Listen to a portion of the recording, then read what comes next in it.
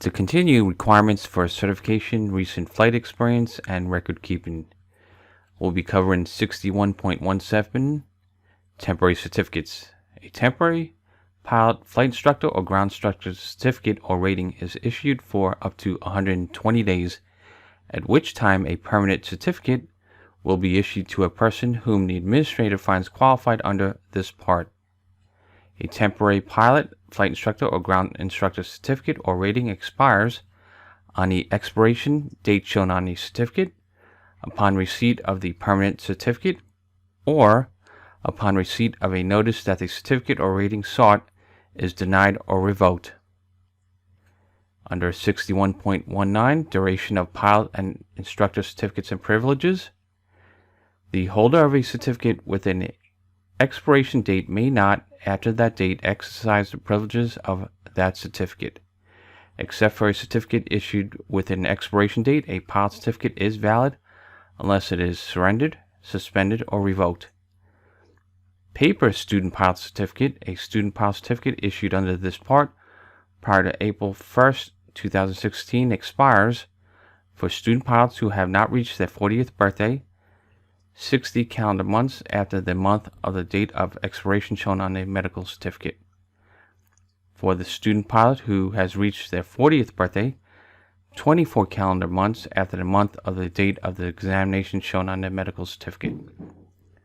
For student pilots seeking a glider rating, balloon rating, or a sport pilot certificate, 60 calendar months after the month of the date issued regardless of the person's age. Pilot certificates, a pilot certificate including a student pilot certificate issued after April 1st, 2016 issued under this part is issued without a specific date expiration. 61.23 Medical Certificates, Requirement and Duration. Operations requiring a medical certificate, except as provided in paragraphs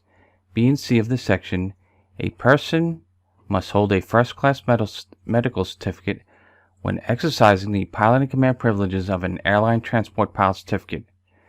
When exercising the second-in-command privileges of an airline transport pilot certificate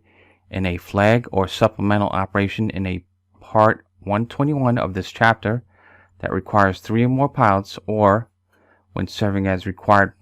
pilot flight crew member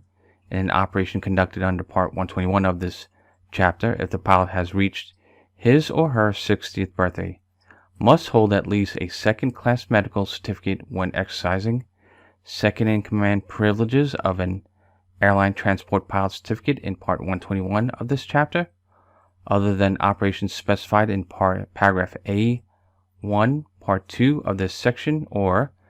privileges of a commercial pilot certificate, or must hold at least a third-class medical certificate when exercising the privileges of a private pilot certificate, recreational pilot certificate, or student pilot certificate,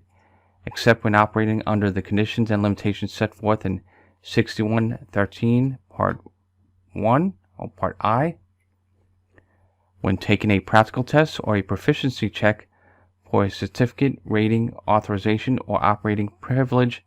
conducted in a glider, balloon, flight simulator, or flight training device.